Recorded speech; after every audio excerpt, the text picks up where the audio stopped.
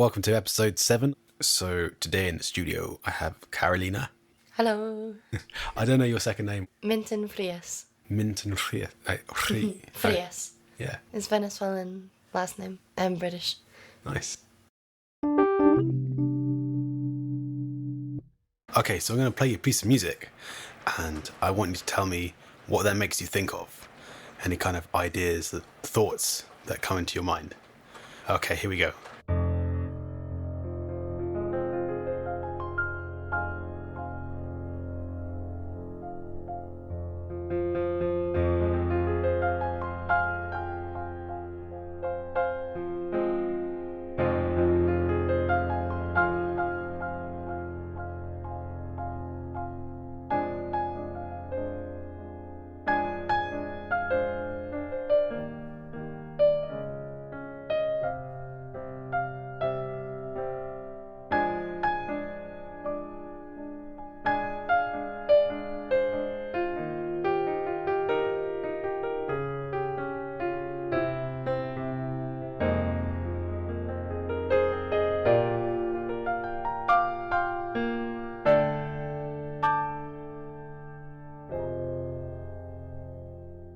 I really felt that in my heart.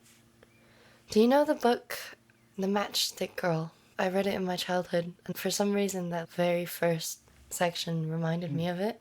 It's a really sad book where it's this homeless girl trying to sell matchsticks, and I think she freezes to death in the end. Oh, spoiler alert.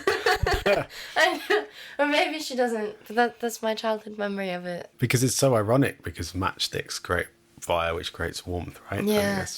I just envisioned the cold and then some kind of cobblestone bridge and a ballet. I'm better like dancing than I am with words. Like a full-on visual twirly piece with lifts and movement. It started off really dark and contemporary and grungy, and then it became ballet and flowery, like spring. Can you remember the piece of music in terms of where the springness was? I think in after 2/3, you played one really high note. Kind of went, what was it?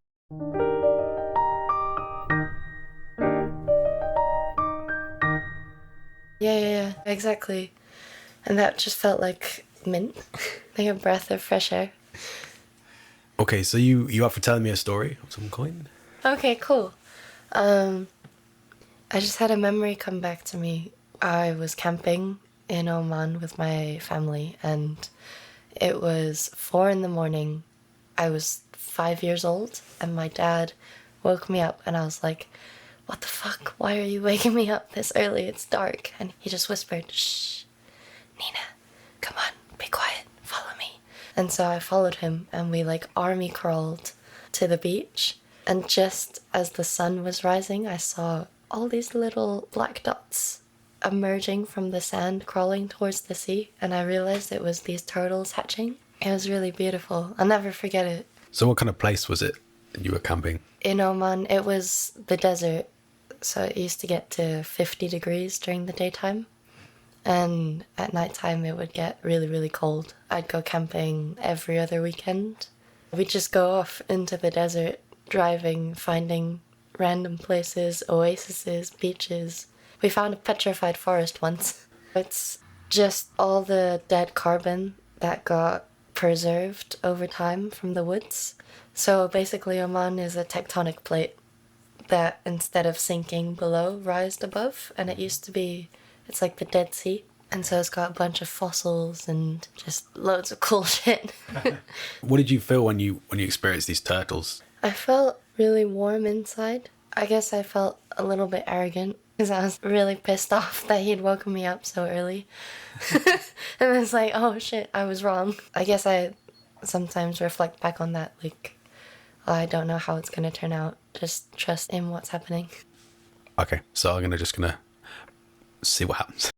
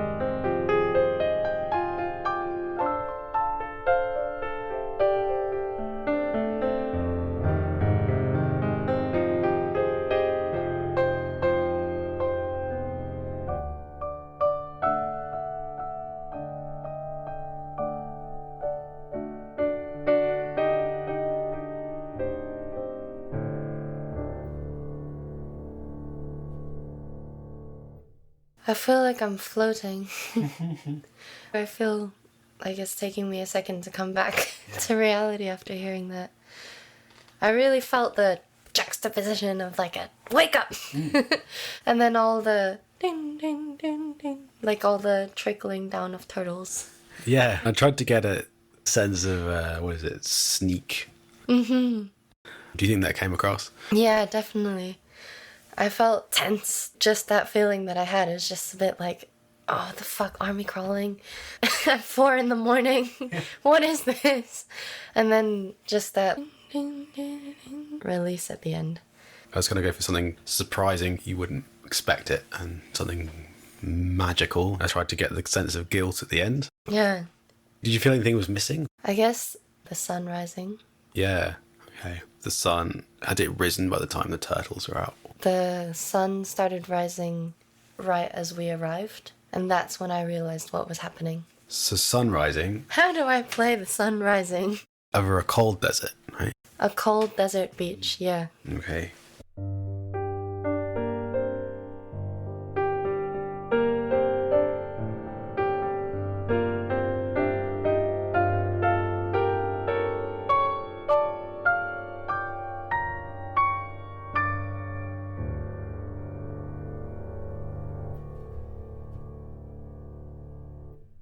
I was using the classic harmonic minor scale again. We've been talking about this ever since like Lawrence Arabia. That's become like the go-to desert sound, you know. When I run out of ideas for that sort of vibe, I let them just resort to Classics, yeah. So, another story? Yeah. Okay.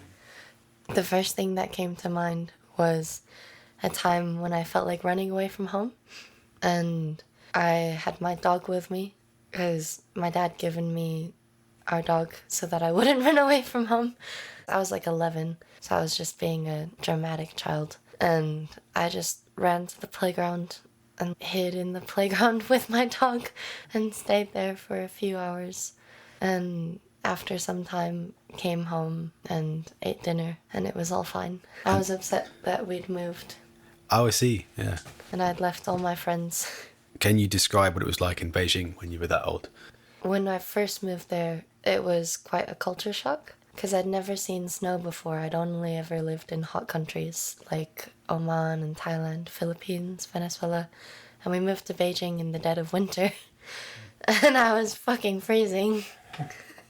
And also, we got moved into this compound where they put all the foreigners. And there was a gated community, which I'd never lived in a gated community before either. So it felt very official, and we got a military welcome where the guards were thumping their feet. And I was 7 or 8 when we moved. And the Olympics happened as well, so there was lots and lots of construction going on.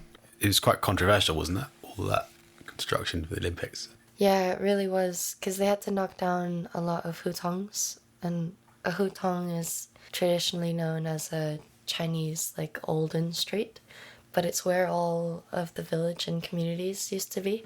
And so imagine massive communities just destroyed and apartments built just so the city looked more pristine. That's madness. Yeah. I think the best thing to do is break it down into different sections. Yeah. So you've got this moving there, you've got a sense of alienation, I'm guessing, a bit. Yeah. And also military presence. And then you've got you running away. Yeah. Okay, here we go.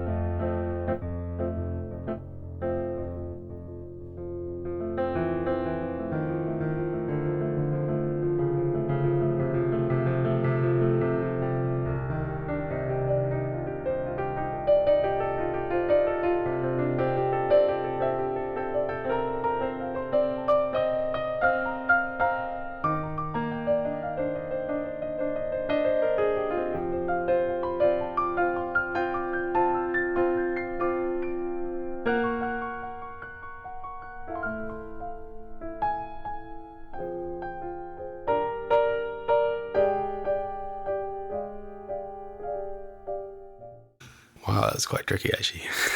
I really felt my dog Snowy. Really? That. Oh, wow. I don't know if that was your intention. I really felt her comfort. So did that work for you? Yeah.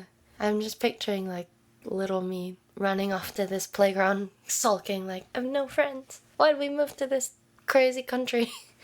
And just being a bit overwhelmed and hypersensitive and aware of everything and taking all of it in and feeling heavy stuff. I really felt that come across in the piece. But then also, you know, releasing it, where it gets lighter at the end. Do you think the music reflected Beijing at that time? Definitely reflected my perception of Beijing at the time.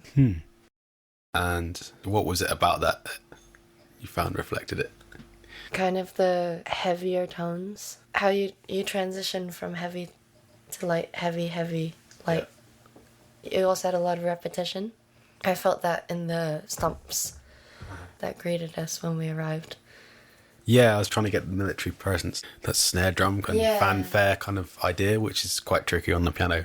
Yeah. So I realised. How did you find it?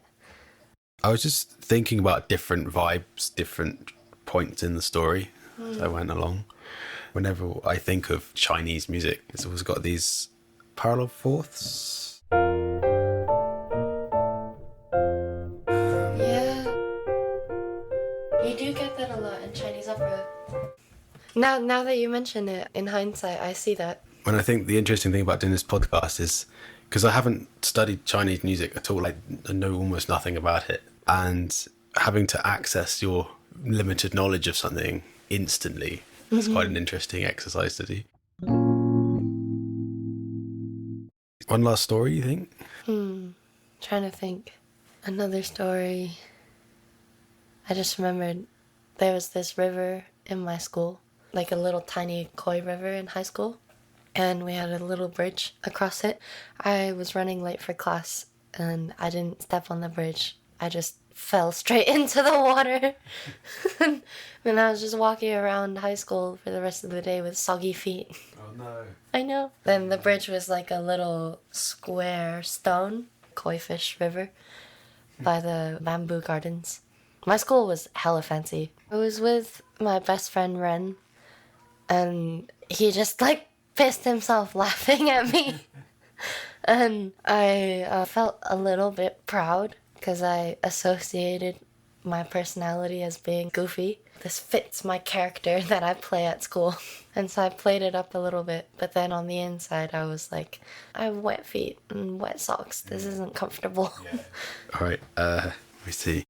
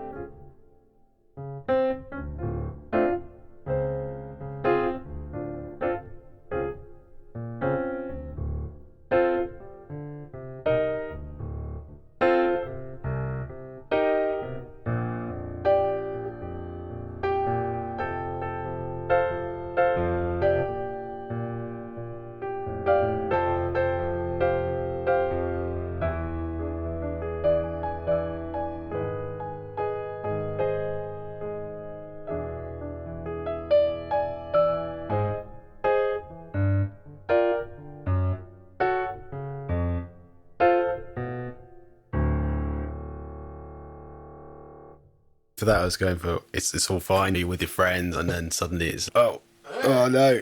The movement, I was imagining this kind of waddling walk that you do when you've got wet socks and wet shoes, and it's kind of uncomfortable, but it's not dangerous. And I think that's an interesting distinction in music. This isn't a life-threatening situation. You don't feel fear, but it's just a bit awkward. It felt playful. You really, really captured that as well. And I felt also in the beginning, it kind of sounded a bit like the river flowing. Oh, right. Yeah. It was just like, whoa.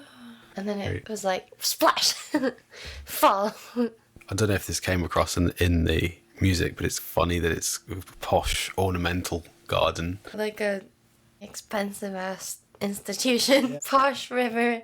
I feel like it came across, especially in the end, where it was like doo-doo, doo-doo, doo-doo, doo-doo. Yeah, I might have been overthinking it a bit to start with, and then I thought, this is just turn it into some sort of comic thing. I tend to exaggerate things sometimes a bit. It makes it easier. Instead of just a bit of wet feet, you've got like just mud, and you're doing this ridiculous walk around. That's kind of how it felt, though. At least in my head.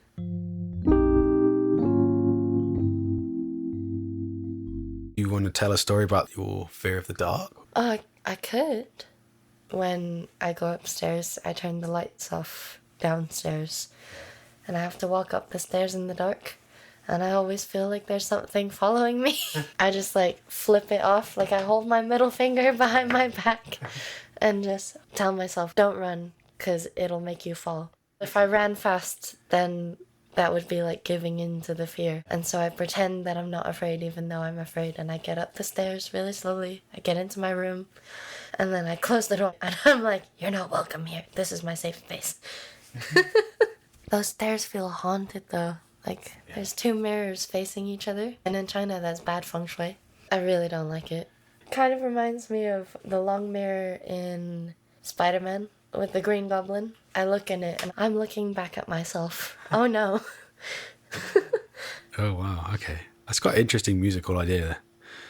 I'm probably going to start with when the light's on, everything's alright, and then the light goes off. This weird experience.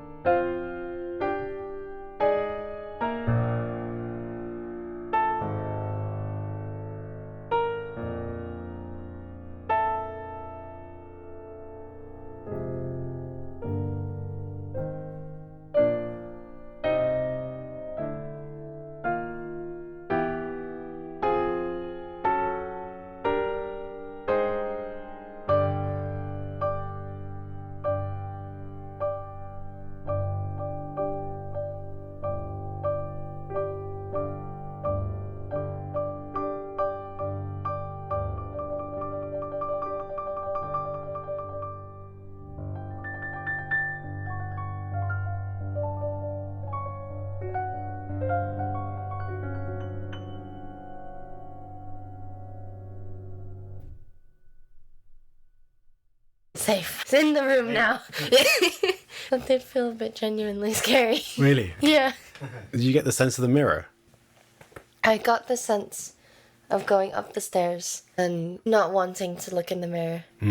Infinite mirror as well. With the two mirrors, to try and get that effect, like using a kind of delay. And then because you've got two mirrors, there's like a sense of the delay doesn't ever disappear. So you get this kind of nightmare effect. I felt that. I didn't realize you were doing the mirrors imaging each other. For me, it felt like being trapped by the mirrors and not wanting to look in them. But I got that feeling from your intention, where I was just like, oh, I'm stuck. And just keep moving. Don't look. So what did you get out of this podcast? So at the moment, I'm getting back into choreographing dance. And I just got out really paying attention to the story that music can tell and how I can add to it with dance and how I can use storytelling and different motifs in my artistry. Trying to be like, how do I choreograph again? Because I haven't done it in years. And just seeing you compose, it just clicked to me like, oh, this is how you share a story. It's been amazing. Thank you so much. All right, it's a pleasure. Join us next week for another episode of Impro Pod. Thanks for listening.